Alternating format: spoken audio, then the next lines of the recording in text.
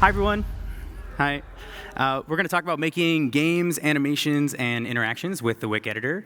I am Luca Damasco. I'm a creative technologist, educator, and a digital tool maker. I love making things that help people make things.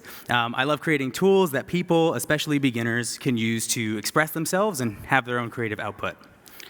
Right now, I work full-time on a project called the Wick Editor. It's a project I co-founded with my friend Zach Rispoli. It's a free and open source tool for making animations, games, and everything in between. We're a team of 2. We've been working on it for nearly 4 years now, since we were students, and it's been awesome. And we'll talk about how we were able to get our tool to where it is today, and what we've learned about kind of user experience since we started. And so I know you're all thinking, like, well, show us some animations. Like, what does this thing actually do? So here's one by Kate Shadoan called Good Eggs. It's about some good sentient eggs just waking up and trying to have a good time. Things get pretty wild. Like, I won't show the whole thing. If you want to check it out, go to Wick Editor. But it's an awesome animation by Kate. You can make games with Wick. So here's a game called Lockup Dungeon by Peter Sheehan. It's an 8-bit lock 'em up where you control a minotaur who's desperately trying to lock up his labyrinth so he can finally rest. You can control this character's movement with the keys. It has special attacks. It's a pretty fun little experience. Highly recommend to play through. Takes 3 minutes. Really great time. But it also makes these in-between projects. So we have projects like Click Me If You Can by Nick Diamond. It's not quite an animation. It's not quite a game. It's this like little interactive doohickey where you click this cat and he runs across a globe, and you kind of see him travel the world, get into like different situations and like all sorts of different types of trouble. It's a lot of fun. The cat runs into lots of problems, but it's a great little experience. And so these are some of kind of the more like polished projects and kind of more experienced projects people can make. But Wick Editor projects can also look like this. This is Bunny Tunnels. It's by Lucia, who is 9 years old. She created this all by herself. It's a role-playing game where you control a bunny. You go through the tunnels, you collect carrots, and you avoid the tunnel monsters. Lucia created the first version of this game while we were running a workshop. And she learned during that workshop like how to use conditionals, events, keyboard-controlled movement, how to create multiple characters. For the first time ever, she had never made something before this. Look at that. That's incredible, right? Let's give it up for Lucia. This is awesome. She made a full game, and I mean, like, it's pretty sick. It even has an underwater level, like she went all out. Pretty fantastic. I'm going to share this recording with her, so she'll love those cheers. Thanks. And so we've known very early on that we wanted to design our tool for beginners like Lucia, but we didn't want to sacrifice any functionality for experienced people like Kate, Nick, and Peter, right? And as users like Lucia got more experienced, we didn't want any of the simplifications we made for her to kind of get in her way as she got better and better at using the tool. So how do we do this? Well, I haven't even showed you what Wick looks like yet. So this is Wick Editor. It's got a standard set of drawing and illustration tools. People can use these tools to make little characters, scenes, drawings on their canvases. And this is really where we want people to start, right? We know Wick Editor can make those complex projects I showed you, but we want to focus beginners on something that they can be confident in and not intimidated by. So some quick sketches, great place to do that. Now, you can turn those drawings into kind of more complex animations just by adding new frames on a timeline, drawing, and then eventually, in a few seconds, you're an animator. So this step is pretty key, getting someone from making nothing, like they've never made something before, to getting them in an animation in a few seconds. It's really exciting. It gets them confident. They want to keep making more stuff. And once they're ready, they've kind of experienced the tool a little bit. They can add interactivity to their projects by adding tiny code snippets to the things they make or the images they bring in. So they can add in like little pieces of JavaScript. This is some real JavaScript they can add. We have a little scaffolded coding system. And now there's a play button on this animation we just made in a few seconds.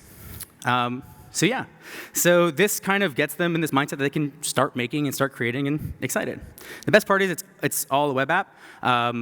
We want to take as many barriers to access as possible, take away as many of those barriers to access as possible. So we made it a browser-based application.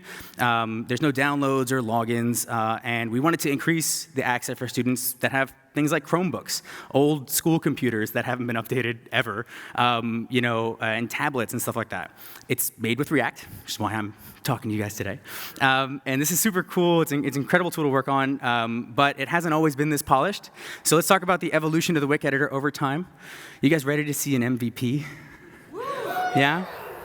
So this is it. The slide changed, I promise. It's not there. That's the MVP. It's basically just a blank screen. We made it in under a week. We made it in response to a prompt by one of our professors to make a drawing program. And the way that our drawing program worked is you would drag images on. You'd have them on your canvas. You could add new frames or kind of move back and forth through your timeline, but with these little buttons, super intuitive. And you can add tiny scripts, like quote-unquote scripts, that would respond to mouse clicks when you clicked on objects. So clicking on this object will jump you to frame 2, and you can kind of make a little kind of hypercard-esque interaction there with what we have. This MVP really taught us to go for the absolute minimum. This tiny little cruddy prototype was enough for us to start exploring the core loop of our app and moving stuff around on screen and creating these short interactive experiences that would build us up to making our full app later on. If we had been focusing on too many details, we just never would have gotten anything done. I know that Zach and I got into a lot of fights about what needed to be in the final project for the end of the week, but this was a great little kind of step for us. And so we started wanting more out of the tool, and we created this pre-alpha version where we could test and create all new features, including really important ones, like a brush. We had an animation tool that didn't have a brush. This was coincidentally the first version where we actually started putting Wick Editor in front of kids and beginners, and we immediately realized that our notion of draw your assets in your favorite drawing program, like Photoshop or Krita or something like that, and then just drag them in, it wasn't enough. You needed to have that fun, immediacy of making something on your canvas. And so here we learned to test early and often. That first prototype was fun for us, but it wasn't fun for anybody we were actually trying to make it for. And get all types of users to try our product. We were getting some friends of ours to try our stuff, and we were getting some people that were other aspiring new media artists making things to actually try out our tool. And they were like, yeah, this is great. I can work in Photoshop and make an animation. But don't fall into those convenient sampling tropes. You're just not going to get anywhere. It's kind of what we learned there. Next up, we kind of put together a little alpha version. We start pulling together pieces of the interface, and here we really start experimenting with different features for game development and interactive project development, like a new scripting system. It's based entirely on event tabs. And at the same time, we're trying to create new, just weird features that we think might be useful. This one isn't too crazy, but it's unfortunately the only one I got to work on the 3-year-old GitHub repo that I tried to get screenshots for this presentation. It's a cropping tool where it was a first-class tool in the toolbar. You would take screenshots of existing parts of the canvas and duplicate them immediately. It's incredibly specific, but this was at the time one of the most important tools to our experience. It had to be on the toolbar. And it was a great kind of learning experience for us for what types of features we wanted to have. It taught us that it's okay to try out these weird features, especially the fact that they don't have to be perfect when we're actually getting them up there. We don't want to fall into a trap where we're just mimicking features from these other products that we love, like Flash, like HyperCard, like Scratch, just because we're too scared to try out something new. We need to be trying out those new kind of weird things to get anywhere. And so then we moved on to our beta. This was with help from our first grant from the Frank Ratchey Fund for Art at the Frontier. We were able to create our beta version. We worked with some great designer friends of ours on this. There are so many elements of this version that come directly from experience design sessions with those friends and testing directly with beginners who are using our tool for the first time. Things like the color palette even, you might look at that and say oh, dark mode.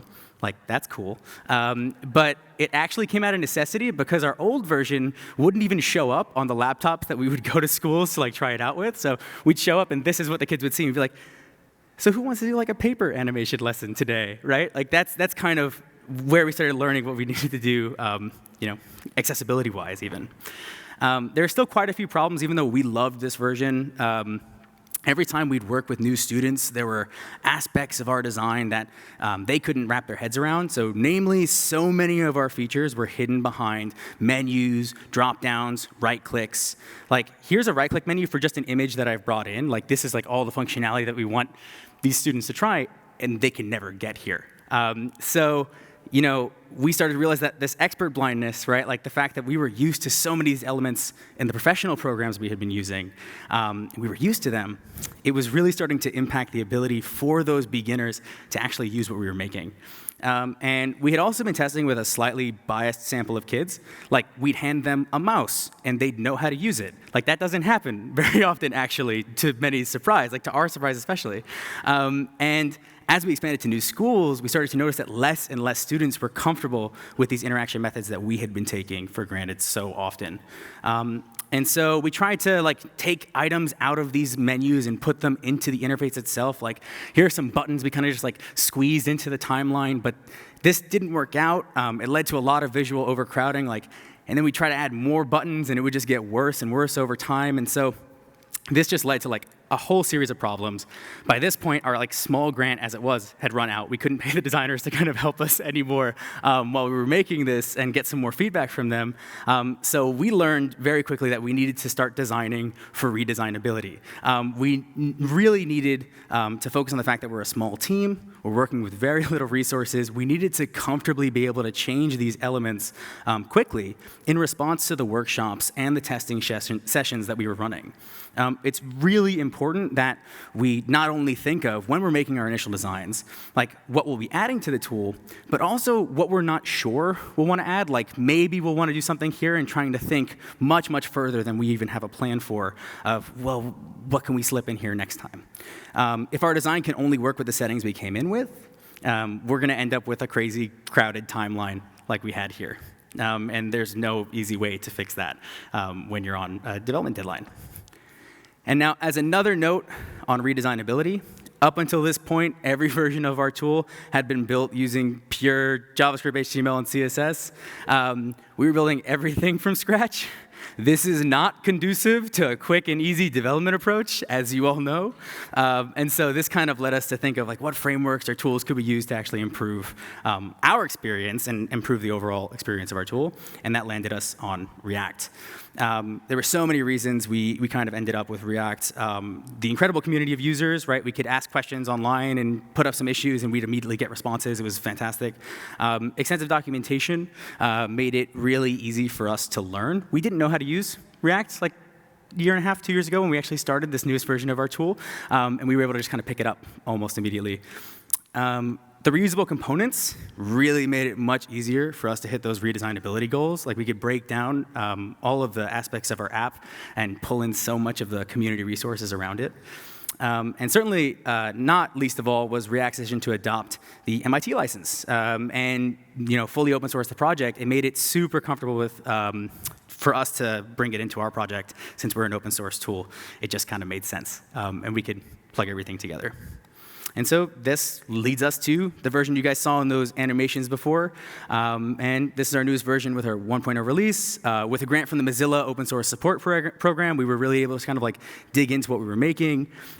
This version combines so many aspects of those original designs while trying to focus on that beginner introductory experience.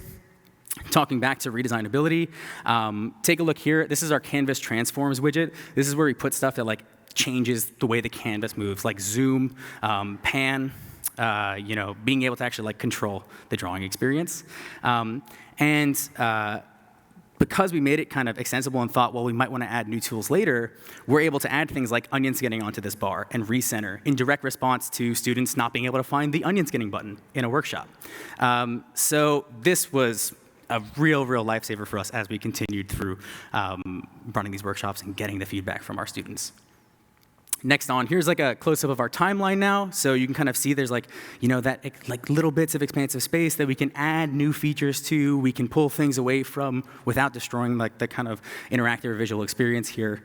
And we're also able to make conscious decisions like how much of that redesignability element is too much, right? Like we don't want the timeline to end up with 15 buttons like it did before, right? So consciously deciding like how much space, how much redesignability are we going to allow here was a part of these decisions.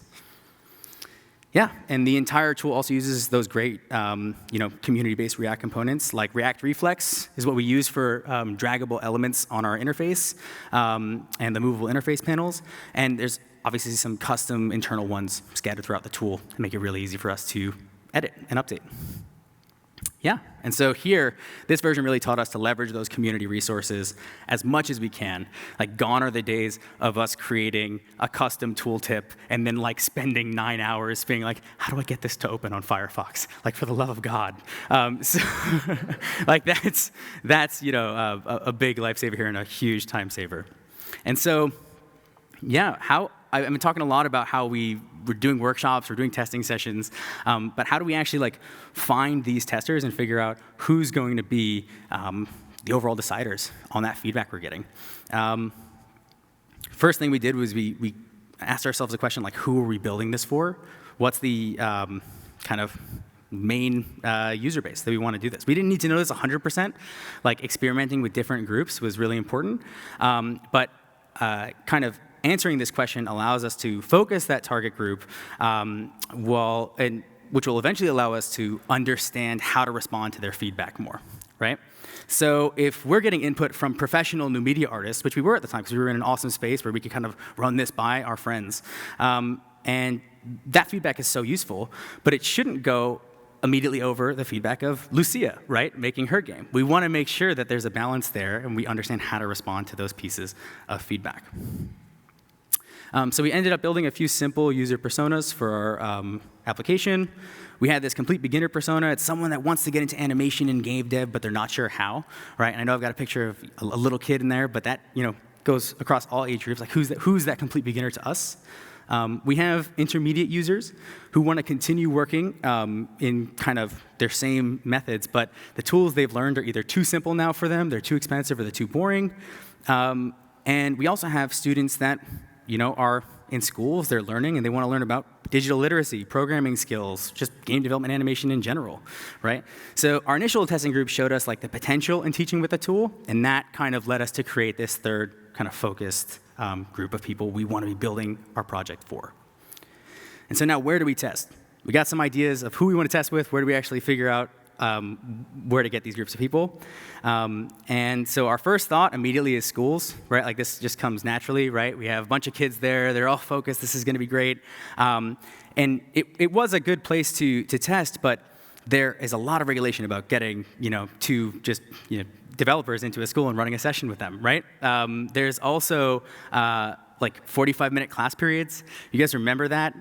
Like that's insane. That 45 minutes immediately turns into 30 minutes because people are walking in with their backpacks, throwing them down on the floor, taking time to set up, and like squeezing a lesson or a testing session into that time is very, very hard, and it changes room to room. Libraries immediately became another place we were able to actually create a community event. So it was easy for us to reach out and set up a free animation lesson and kind of get people to come in and work with what we were doing and get some feedback from them directly. We also had after-school programs, being one of our favorite environments to test in, especially when we worked with like the nonprofit after schools in our area. We could volunteer some time, we could run a session, a game design session, and we'd immediately have 10, 15 just excited young kind of creators that want to make something, they're not sure how, and immediately get their feedback from that. Game jams were great when we wanted to start moving into like the intermediate and advanced user space. We were able to kind of focus the tasks that we were going for, so we could be like, this is going to be a game jam centered around point-and-click adventure games, or this one's going to be centered around, a physics-based games, right? Like figure out what you can actually build with the tool. And this was great. Again, leaned us towards the experience side, so we had to constantly be thinking about the feedback we were getting. And lastly, since I'm an educator, integrating this tool into some beginner courses at the university level that I was teaching allowed us to generate some feedback from less experienced developers in older age groups. So those complete beginners that hadn't been doing anything yet, but they had more kind of like initial technical skill, whether that be artistic or just, they know how to use a computer a little bit better. So yeah. We picked our locations. Now we really want to start understanding the bias in some of the choices that we're making here with who we're testing.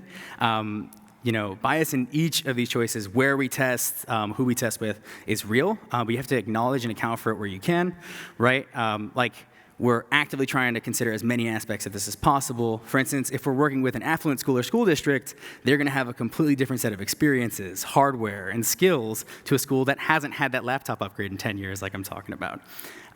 So it's super important that we test it with a wide range from all walks of life, and we kind of adjust it for their feedback accordingly based on those extra situations that we had no control over. And so testing strategies. We figured out where to go. We know who we want to test with. What are the strategies that work best for us? And we've kind of developed over time. Every single session we ran, whether it was a workshop or official testing session, had a big rule that kind of supersedes all the tips that I'm going to tell you. And that's that kids aren't test subjects. Throughout our entire time testing Wick Editor, every single session we've run with the students has been a learning experience both for them and for us, right? With them as the primary learners in this spot.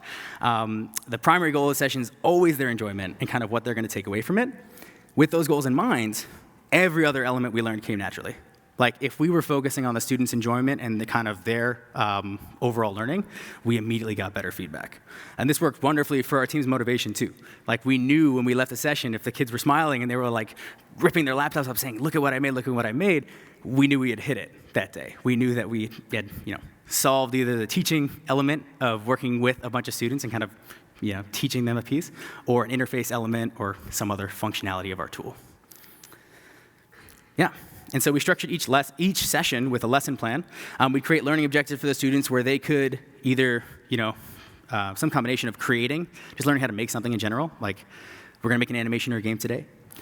We let them explore, so we teach them about topics that were outside of our tool itself. So maybe we give them a little history of game development or a history of animation over time, just to kind of spark their interest and get them excited about what they were working with that day. We'd give students some insight and access to what we were doing as developers and demystify kind of the concept of what does it mean to actually make this tool? We'd make them part of that experience and make it really clear, the feedback you're giving us, we're going to come back and write some code and it's going to update this tool. So next time you see when you log in and you see the version number change, that's your feedback going in, right? Letting them know how that process works. And this all worked wonderfully to kind of get them excited about working with us. And so now what do we actually do? So what are the main tips after that kind of setup to get a great experience? First piece is set ground rules. So we'd always start by setting a baseline for every tester in the room, every student in the room, and making it clear what was going on that day. So I'm Luca. I make this tool. Great thing to start so that they're not who is this guy, up in the front of the room. We tell them what we'd be doing. So we're making animations today, and depending on how many oohs and ahs, we'd know how much of I promise it's cool, you're going to enjoy this, we'd have to do to kind of get them into it. And then we'd give them permission to just tear our tool apart, immediately. So if we don't tell them this, we're going to get really polite responses. We'd always get this really, oh, it's good. I like it, right? It's not going to give us anything to work with. But you might find one firecracker, if you don't give them this, a student that will be the brush sucks. What is this? I can't do anything. But for the most part, they're just not going to say anything that's feedback you can work with. So let them know that they can just tell you every problem they have. Give specific tasks. So we're always trying to give our students as specific tasks as possible without ruining kind of the exploration experience they have. So something like make 3 frames of animation gives them an opportunity to stay within the rounds of the drawing tools, stay within kind of a realm that we understand, right? We have a reference for how this should work, but it gives them an opportunity to explore. And it makes it easy for us to spot when a user is doing something abnormal that we'll need to correct for later, right? But a task like make anything you want, this is fun, right? But then we have 25 people in a room doing something completely different. It's very hard to parse through that feedback and actually break that down in a way that we can manage, reflect on, and improve our project upon. Next up, we've kind of come to learn to experience those limitations in full, especially with working with schools. We'd run into so many hardware and technical problems that you wouldn't think of while developing on your beautiful dev machine. There's so many things you wouldn't expect. Like you come into a class and you're like, oh, I'm a browser-based tool, I'm expecting this, and then you'd immediately see that and you'd be like, oh my God, what am I gonna do? And sometimes we'd have to pull out the stack of paper and be like, you guys ever break a flipbook before, right? But allowing these kind of limitations to hit us and then trying to correct for them right after allowed us to kind of improve our tool and improve the experience around both the sessions we were running and the tool itself.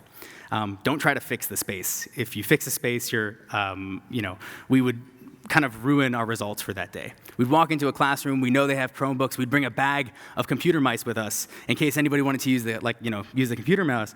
And that might improve that one session, but it would lead us to problems like the giant right-click menu, because we'd be focusing on those students that had that extra output with their mouse. But sitting down with a student and trying to explain, well, if you put 2 fingers on the trackpad and then you click down on it, it's going to pop up this little window. It starts to let you realize how ridiculous that concept is to a student that's never used that before, and makes you actually kind of consider the design elements of your entire experience. Watch and learn. So this is one of the harder ones for me, especially. I've gotten better over time, I promise. There's going to be hundreds of times you see a beginner user struggling and think, if they just hit that button, I know it's going to do what they want. But don't touch anything. Just let them fail, right? You're going to walk up behind a kid, and they're going to have the eraser out, and they're going to be desperately trying to get each piece of the canvas away with the eraser, and the eraser's this small, and you're like, oh, if the cursor is right there. If they just select it and delete, just let it happen. Let it happen. If this eraser, and this has happened so many times. The eraser pass just keeps going. They're on a machine from 2011. It runs, and then this is a video. This is still going, right? So, and it just freezes up. Let that happen so that you can correct for it and improve upon it later. It's these unspoken moments that really need to be considered, written down, and kind of revisited after the fact. And then you can help them. Don't just leave them in the dust, be oh, you lost your project. Sorry, kid. Then you can help them after you run into this, and hopefully autosave worked. So allow for exploration. So now I said that prompts that are too open-ended have led to issues, but we to try to leave the time at the end for students to just kind of explore. Curious students are going to find extra things in their free time that we wouldn't have planned for in our lesson. A lot of times we'll find critical optimization problems that we didn't hit in the plan that we had set for them that day that they were going to walk through. We might find parts of the tool they wanted to experience during that lesson plan or during that workshop that we didn't think were as important. It's like a kid from the back of the room being how do I add sounds? 6 minutes into your animation workshop, you're well, we were going to do that maybe tomorrow? I don't know. It lets you really rethink what's important to them versus what's important to you. And so now, get a response. So I've been talking about that one kid in the back that might scream at you if they're running into a problem. But if you're working with younger students, it's for us, it was so hard to get actual responses out of them as we were working. Like I said, they might say things like, I liked it and it's good, but this isn't helpful at all. So I'll go over to those more quiet students and be what was the worst part about making your animation today? Or what was the best part about making your game today? And that'll start the floodgates of the good and bad feedback that you can then poke forward on, right? If I'm working with a middle schooler and they're it was really hard to add that first piece of code, I know I can keep asking questions about oh, well, walk me through what you did. What did you actually, insert here? What did you add here? And that'll kind of let us reflect on that feedback after.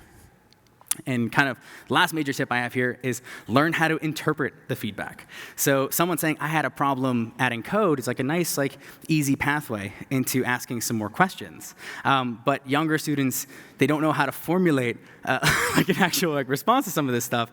So you might have a student like look up at you, and they've been jamming away, they've been scribbling, they're killing it, right? And she'll look up at you and say, "Do you have any purple?" All right. And after responding, "We have all of the purples," and then watching that 5-year-old's face like light up like a Christmas tree, right? Don't just ignore this comment. Take that, write it down. This comment actually means that something in either my teaching approach or in the interface led to a problem for them. It made it too hard for them to actually find the color picker. It made it too hard for them to actually change their color, right? But yeah. In the end, after all this testing, reviewing, and teaching, make sure you kind of reflect, if you're making a creative tool, especially on like what people were able to accomplish, what those students were able to accomplish that day. We take a quick cursory search at YouTube and see kind of what we could find tagged with Wick Editor, and know they were so happy about what they made, they put Wick Editor in their description. Like, that's a good piece of feedback for us. And we can be confident that we've given them a product that they can be proud of and kind of excited to use. So yeah, that's my talk. Check out wickeditor.com. We'd love to see what you make. Thank you all for listening.